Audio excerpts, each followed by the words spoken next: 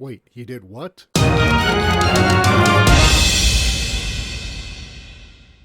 It's the Wilk Report. I'm Michael Wilk, coming to you from Cleveland, Ohio, with a review of Doctor Who Series 12, Episode 2, Spyfall, Part 2. I'm going to forego the slideshow just because I want to get this over with quick, because I've got some other stuff that I need to review beginning tomorrow. So in the last episode, if you haven't seen it by now, O turned out to be the Master in disguise, and he left the Doctor trapped in an alternate dimension with Ryan, Yaz, and Graham aboard a plane where the cockpit had been destroyed by an explosion. So in the alien's dimensions, the Doctor meets computer pioneer Ada Lovelace, although we don't get that reveal until later in the episode. And Ada is there, but as she knows about the aliens, they're called the Kasavans. Ada offers the Doctor a way back to her own world. She and the Doctor take hands, and then the Kasavan transports them to an invention exhibit in 1834. The Master shows up, murders several people, and asks the Doctor why she's still alive, because supposedly he controls the Kasavan, but no. And the Doctor realizes this, and so then Ada decides to step in and takes a Gatling gun and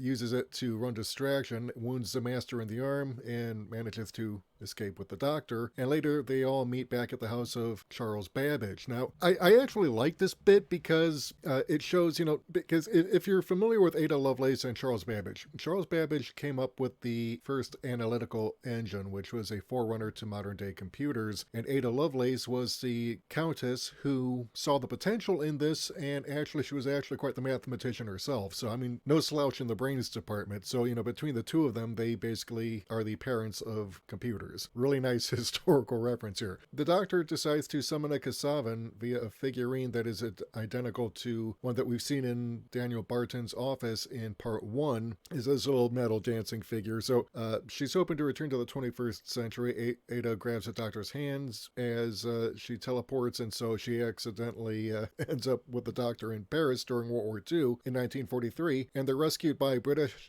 spy, and I'm going to try and pronounce this correctly. Her name was Noor Inayat Khan. If you're not familiar with her, she was the first British woman who was a wireless radio operator dropped behind enemy lines, sent as a spy in occupied France. Now, they land in 1943. She was captured and executed, unfortunately, in 1944. Another historical figure we encounter, the Master shows up disguised as a Nazi. She's got the Doctor and Ada hidden underneath the floorboards. The Master, meanwhile, is making use of some kind of perception filter to mask his darker than white complexion. So the Doctor arranges a meeting with the Master atop the Eiffel Tower, where he reveals that he had the Kasavans kill spies in order to get the Doctor's attention, because, essentially, he's gone back to his old ways, obviously. Something happened that, presumably wiped out his development arc from Missy back in Series 10. So, but, he says to the Doctor that Gallifrey has been destroyed, nuked, everyone's dead, they're the last two Time Lords again. Yeah, so we're seeing a lot of stuff going on that one is being set up for the Magic Mystery Box, which I really don't like. Yeah, okay, fine, whatever. We get, stuff that's been dealt with before, like Gallifrey having been destroyed, the Time Lord's gone, which is what Russell T Davies did when he brought back Doctor Who in 2005 after it had been on hiatus for something like 16, 17 years. But the Doctor goes ahead and destroys the Master's perception filter, rats him out via a communique sent by Noor that he's actually a spy. So, yeah, she and Ada and Noor find the Master's TARDIS. They use it to go back to the 21st century and leave the Master stranded. So, at the beginning of the episode, Ryan finds instructions on the airplane to safely land it. It's actually a recording from the Doctor. Callbacks to Blink and, very derivative. So derivative, in fact, that in Europe it's considered plagiarized. Yes, thank you, Dr. Herbert West, once again. But yeah, so, I mean, and this is kind of like a side quest, basically, because Barton has branded Graham, Yaz, and Ryan persons of interest because they've allegedly stolen his airliner, and so he's got them on the run as wanted terrorists and stuff. So they hide out in this warehouse where they think they're safe, but then the Kasavans show up in large numbers. Graham finally manages to figure out how to operate his laser shoe, which is, it's kind of really hilarious scene, and it's kind of of borderline because, you're trying to do a serious episode here, and this is borderline slapstick. And if you're familiar with Robert Reed, who played Mike Brady on The Brady Bunch, he's a classically trained actor. He's actually famous for writing this memo, and I'll link to this in the description below, but he's famous for writing this memo about basically if you try to mix narrative styles, like you take drama and then you mix it with slapstick, the audience can't get into it. So this is very borderline. But, they steal one of, they eventually escape from there. They set up a call to Yaz's sister so that they can steal one of Barton's cars, and that takes them to a warehouse where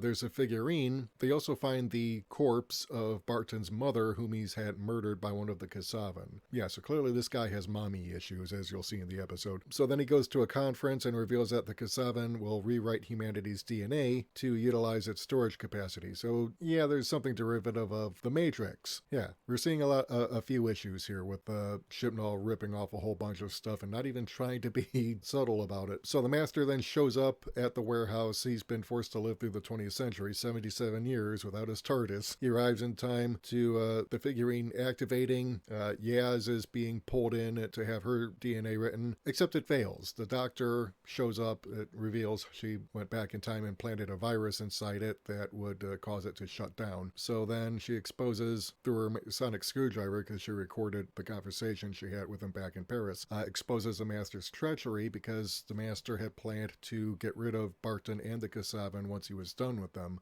and they had destroyed humanity. So the Kasavan were really rather pissed off about that, so they return to their home dimension, but they take the Master with them, and so the last we see of him in the episode is him screaming out the Doctor's name because he's been trapped again, so, who knows how long he'll be in there. And then, of course, after the Doctor remembers, oh, hey, I have to go and make that recording so I can save you, and so she goes back in time and plants the metal plates leading right into the instructions to find the video to land the plane without a cockpit. Yeah, and you'll have seen this in the episode. The Doctor then returns Ada and Noor to their respective time periods and wipes herself from their memories. She goes to Gallifrey, sees that it's in ruins, thereby confirming the Master's claim. But here's the thing, and this is what really pisses me off and has me wondering what the hell's going on. He confesses that he is the one who actually destroyed Gallifrey after he uncovers some kind of terrible secret that completely messes with their understanding of Time Lord history, that it was a complete and total lie based on the Timeless Child, which was something we heard mentioned in Series 11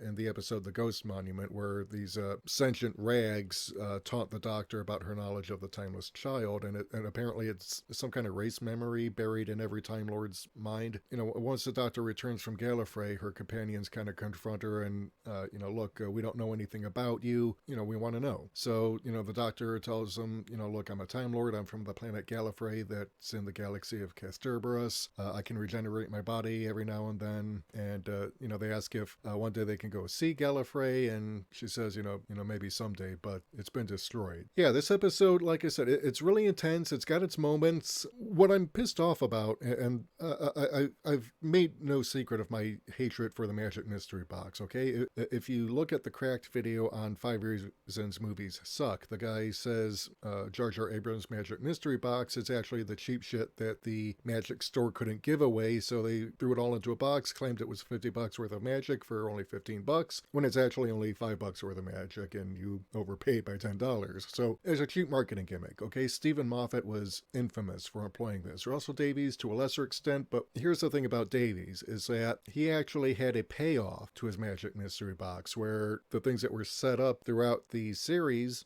had a payoff within the final 1 or 2 episodes. And then you go to the next series, which has its own story arc. So you're doing a Magic Mystery Box per series, but it's, kind of different from series to series, but Davies actually made it pay off, and that's when it actually works. With Stephen Moffat and Jar Jar Abrams and Ruin Johnson and, as clowns like that, there's never a payoff, because it is never intended to be a payoff, because you have to keep everything open-ended. And that's what we seem to be having here with Chris Chibnall, where he's setting up the Magic Mystery Box, not sure if it's the Davies style or the Moffat style. I mean, it's pretty obvious, so, it seems to be leaning more Moffat style. Davies was more subtle. And this is something that I really do not like, because you can have self-contained episodes and not have this kind of Magic Mystery Box serialized storytelling. We want stuff that we can see, basically in whatever order we happen to catch it in on a given day. Now, you can make references watched other episodes, sure, but it shouldn't require you to go back and watch those other episodes in order to make sense of what's going on in the episode you're watching. That's what happened with pretty much every television show going up to the mid to late 80s, because, the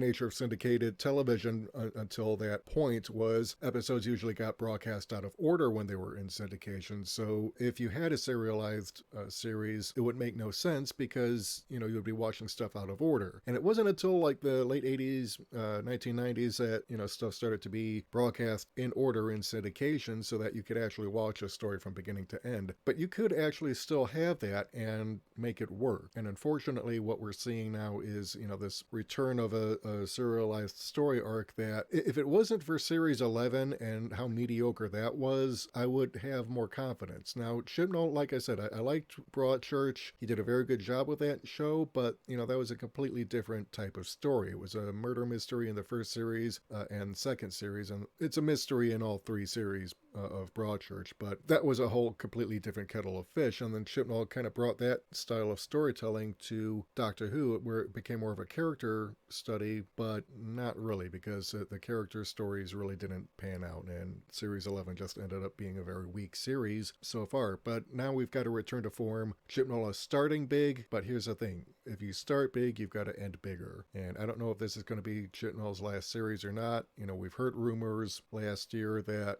he would be stepping down from Doctor Who, but nothing that we can really confirm. But on the one hand, and it's not that I didn't like this episode, I did, but again, I'm wary. I'm wary because of the things it's setting up, and if it doesn't deliver on what it's promising, a lot of people are going to be pissed off. So anyway, what do you think? Let me know in the comments. I want to hear from you. If you like what you've heard and you want to hear more, hit the subscribe button and the bell icon and select all to receive notifications whenever we upload new content. Like this video, share it. If you want to help support the channel, keep the lights on, and help us bring you more content, head over to our Patreon or Subscribe Star page. We can't do this without you. Until next time, this is Michael Wilk for The Wilk Report saying take care, good night, I'm out.